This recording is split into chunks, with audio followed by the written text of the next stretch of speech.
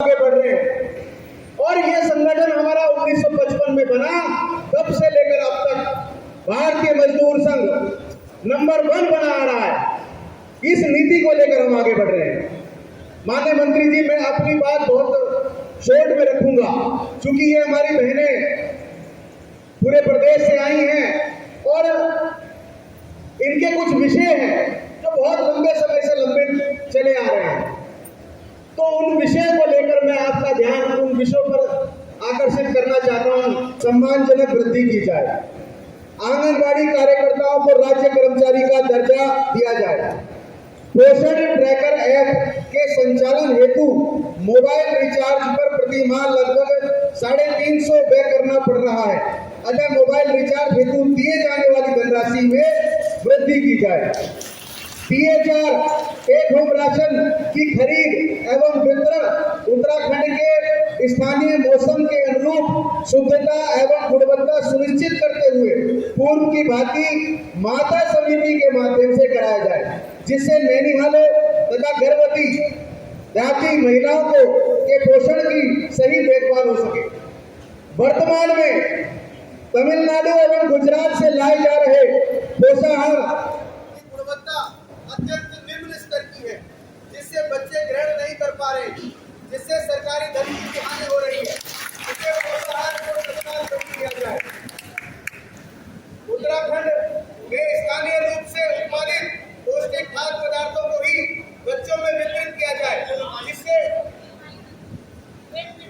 जिससे बच्चों के पोषण के साथ साथ प्रदेश के विकास एवं स्थानीय रोजगार को भी बढ़ावा मिले।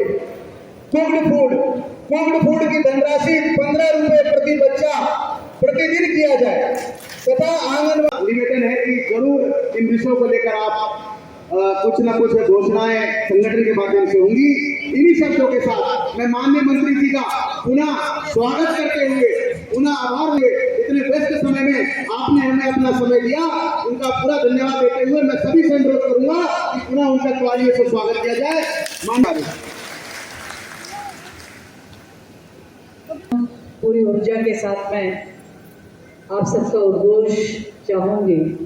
बोले भारत माता की, भारत माता की, वंदे वंदे। आज उत्तरांचल आंगनबाड़ी कर्मचारी संघ संबंध अखिल भारतीय आंगनबाड़ी कर्मचारी संघ 12वां प्रदेश अधिवेशन और साथ ही अखिल भारतीय मजदूर संघ के साथ में आयोजित आज की ये आंगनबाड़ी संगठन की बैठक में हमारे बीच में उपस्थित हैं अखिल भारतीय मजदूर संघ के मंत्री सुश्री अंजलि पटेल जी। आपका विशेष स्वागत है उत्तराखंड में। अखिल भारतीय मजदूर संघ के क्षेत्रीय संगठन मंत्री श्री अनुपम जी, प्रदेश अध्यक्ष श्री उमेश जोशी जी, राज्य मंत्री उत्तराखंड सरकार, समस्त हमारी प्रदेश भर से आई हमारी समस्त आंगनबाड़ी बहनें, आप सभी का आज के इस कार्यक्रम में, इस बैठक में मैं सभी का स्वागत करती हूँ। साथ ही आप सबका बहुत धन्यवाद करती हूँ कि भारतीय मजदूर संघ के तत्वाधान में ये जो बैठक यहाँ पर आंगनबाड़ी संगठनों के साथ हो रही है, इस कार्य के लिए इस बैठक में आपने जो मुझे आमंत्रित किया और अपने बहनों से जुड़ने का अवसर दिया, इसके लिए मैं भारतीय मजदूर संघ का और आंगनबाड़ी संगठन का हृदय की गहराई से धन्यवाद और आभार भी व्यक्त करती हूँ। मैं समझती हूँ कि जितने विषय यहाँ पर बोले गए हैं, उन विषयों पर आप यदि मुझे 2017 से लेकर अभी तक देखते हैं तो निश्चित रूप से भारतीय जनता पार्टी के साथ में आपने जो आशीर्वाद दिया, जो आपने सहयोग किया माननीय मुख्यमंत्री पुष्कर सिंह धामी जी के नेतृत्व में, और इस जिम्मेदारियों का निर्वहन करते हुए महिला सशक्तिकरण मंत्री होने के नाते मैं समझती हूँ कि आपने बहुत कुछ परिवर्तन अपने आंगनबाड़ी कार्यकर्ती के हितों में देखा होगा। एक समय ऐसा भी था जब हम ये देखते थे कि आंगनबाड़ी बहनें अपने मानदेय के लिए जो कि वो काम करती उसको देने में जो सरकार की ओर से देरी होती थी, उसके लिए उनको बार बार सड़कों पे उतरना पड़ता था और अपने 6-6, 7-7, 8-8 महीने के मानदेय के लिए वो संघर्षरत हुआ करती थी। यानी कि वो अपने मूल हक की लड़ाई भी उनको सड़क पर आकर करनी पड़ जाती थी।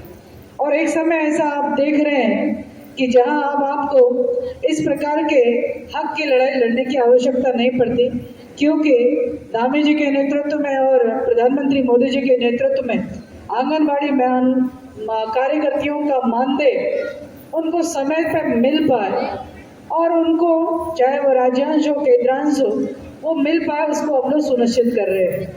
मुझे इस बात का सुखद अनुभव है कि आप लोगों के साथ में मैं समझती हूँ कि कई बार की बैठकें आपके संगठनों के साथ में शासन स्तर पर हुई, आपकी बातचीत को सुना है, आपकी समस्याओं को समाधान की ओर ले भी गए हैं।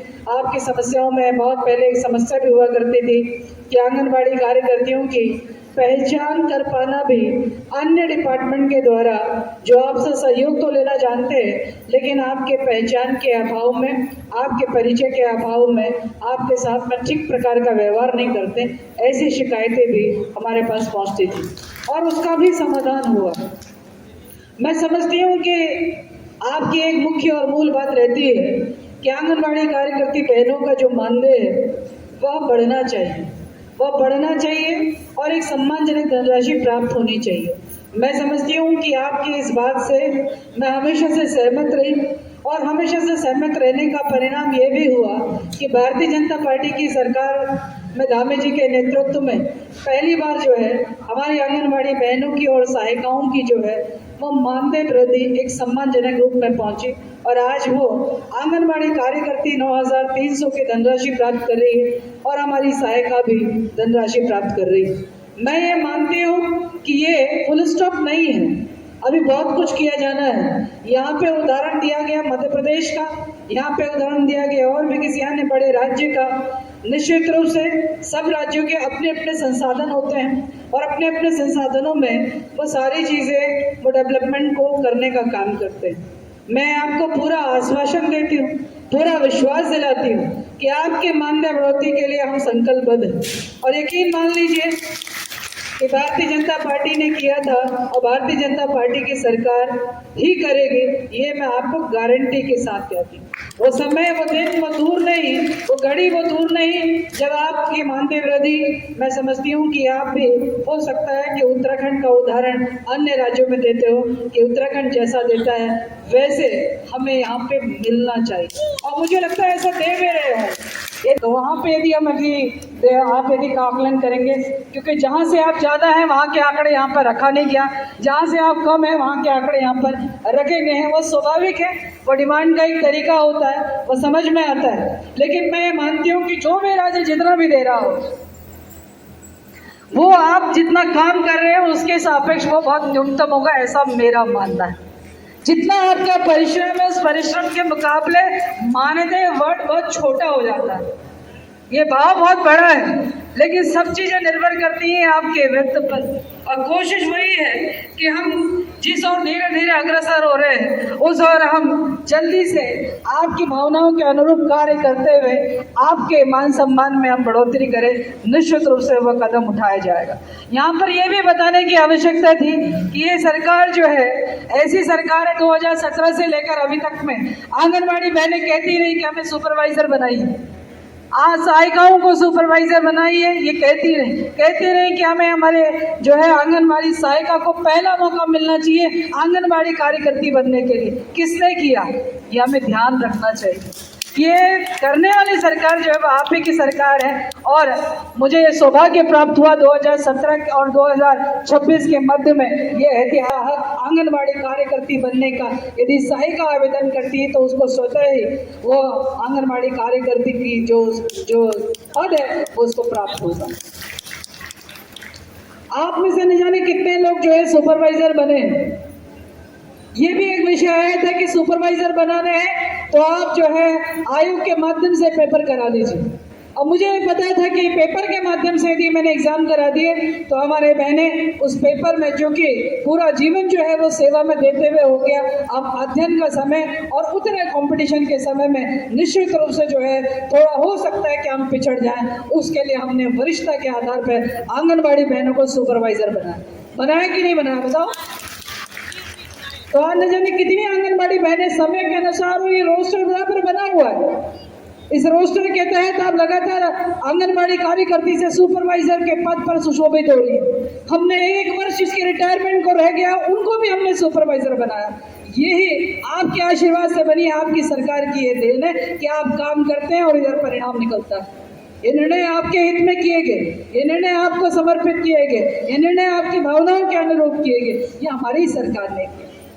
और मैं ये मान सकती हूँ कि जिस प्रकार से यहाँ पर अपेक्षा की गई कि हमें सरकार जब अंतिम समय में हम रिटायरमेंट की ओर जाते हैं, तो मुझे लगता है कि उत्तराखंड सरकार महिला कल्याण कोड से आंगनबाड़ी बहनों को 30,000 रुपये रिटायरमेंट पे देती। मैं ये भी मानती हूँ कि ये धनराशि कम है, मैं ये भी मानती हूँ कि ये धनराशि को बढ़ना चाहिए, और मैं ये भी मानती हूँ कि ये धनराशि आने वाले समय में बढ़ाई भी जाएगी। और मैं ये भी कहती हूँ कि भावना ये भी है कि हमारी आंगनबाड़ी बहनों को रिटायरमेंट में पेंशन योजना से आच्छादित करना चाहिए। उसके लिए आपके साथ बैठ के भी हुई, आपकी सहमति भी ली गई, आपके न्यूनतम अंशदान और सरकार के अधिकतम अंशदान के साथ में इस योजना को आपसे जोड़ने का भी एक प्रयास है। जहाँ पर कहीं आपकी सहमति है तो आप ही जैसी बहनों में से कहीं पर किसी की असहमति भी, जिसके संघर्ष में एक निर्णय अभी लंबित है। लेकिन मैं इस प्रयास में हूँ कि जो भावना यहाँ से निकल के आई है कि हमारी आंगनबाड़ी बहनों को पेंशन योजना से आच्छादित करनी चाहिए, चाहे वो प्रधानमंत्री की पेंशन योजना हो, चाहे राज्य सरकार अपनी ओर से निकाले, निश्चित रूप से इस दिशा में भी हम प्रयासरत हैं और निश्चित रूप से उम्मीद करते हैं कि ये भी निर्णय 2026 में आपको कहीं ना कहीं दिखाई पड़ेगा। और मैं समझती हूँ जो बातें यहाँ पर कही गई हैं, इन बातों पे हम सबको ठीक प्रकार से विदित होना चाहिए कि आंगनबाड़ी केंद्र जो है राज्य सरकार के नियम कानून से कहीं बढ़कर भारत सरकार के संचालन नियमावली के अनुसार संचालित होती है। केंद्र कितने बजे खुलना है, केंद्र कितने बजे तक चलना है, केंद्र में क्या क्या चीज़ें बढ़नी है, केंद्र में कैसे फेस टू फेस आपको उसको रिकॉग्नाइज करना है, ये जितनी योजनाएं चल रही है मैक्सिमम योजनाएं, और जितने आपको जो मानदेय प्राप्त होता है वह भारत सरकार द्वारा जो चीज़ें अनुमन्य है उसी के आधार पर आप हम सब लोग संचालित हैं। मैं समझती हूँ उनकी गाइडलाइन का पालन करना हमारी भी जिम्मेदारी है और उनकी गाइडलाइन का पालन करना आपकी भी जिम्मेदारी है। हम उसी जिम्मेदारियों के तहत बंधते हुए, चाहे वो THR का रूप हो, चाहे वो अन्य रूप हो, वो सभी कुछ भारत सरकार के दिशा निर्देश में जो है लगातार काम किया जाता है उनके मार्गदर्शन में। रही बात कि आंगनबाड़ी केंद्रों में आज हमारे पास में रसोई गैस यदि नहीं है, निश्चित रूप से ये डिमांड भी हमारे पास में आपके माध्यम से आई हुई है। इसमें भी हम लोग प्रयासरत हैं कि जहाँ जहाँ नहीं है वहाँ जो है गैस सिलेंडर की आपूर्ति की जाए ताकि कुक फूड में कोई दिक्कत ना हो, इसकी भी सुविधा आपको उपलब्ध हो जाए, वो हम लोग सुनिश्चित करने का काम करें। इसके साथ ही आपकी गैस रिफिल की समस्या का भी समाधान हो, इसकी भी व्यवस्था जो है वो सरकार करने का काम करे। और इसके साथ ही आपको एक मिसलेनियस बजट जिसमें आपकी अपेक्षा थी कि आंगनबाड़ी केंद्र में कभी यदि लाइट का हो या कोई टूट फूट हो तो वो ठीक किया जा सके, उसकी भी चिंता जरूर सरकार की ओर से की जाएगी। मैं इन्हीं बातों को कहते हुए सभी बहनें जो यहाँ पर उपस्थित हुई हैं, आप सभी का दिल की कह रही हूँ, उससे फिर से बहुत अभिवादन है। और मैं ये चाहूँगी कि जैसे यहाँ पर दीदी आई हुई है उड़ीसा से, मेरा आग्रह रहेगा कि आपके पास में निश्चित रूप से पूरे राज्यों में किस प्रकार से आंगनबाड़ी कार्यकर्तियों के हितों में निर्णय हुए हैं उस बेस्ट प्रैक्टिस को। दोस्तों, इस वीडियो में आपने सुना हमारी माननीय मंत्री महोदया रेखा आर्या जी की बात, जो उन्होंने आंगनबाड़ी वालों के लिए महत्वपूर्ण बात की और जो होनी चाहिए और जो सरकार कर नहीं पा रही है, तो उन्होंने सारी बातें बताई हैं, सारा आश्वासन दिया है। अब आश्वासन तो उन्होंने दिया है लेकिन जल्दी ही उन्होंने मांग पूरी होने का आश्वासन दिया है। तो इस 2026 के जाते जाते हमारी मांगें पूरी होने की आकांक्षा लग रही है। मानदेय तो ज़रूर बढ़ेगा और इन छोटी मोटी चीज़ों का भी बात महोदया जी ने रखी है। सो मेरे मुंह से सुनने से अच्छा मंत्री महोदया जी के मुंह से की बातों को सुने और उनका चिंतन मनन करें और वीडियो को लाइक करें, सब्सक्राइब करें और हर आंगनवाड़ी वर्कर को ये वीडियो ज़रूर दिखाएं। सो दोस्तों, धन्यवाद वीडियो को अंत तक देखने के लिए। देखते रहें, लाइक करें, सब्सक्राइब करें, कमेंट करके ज़रूर बताना आप कहाँ से देख रहे हैं।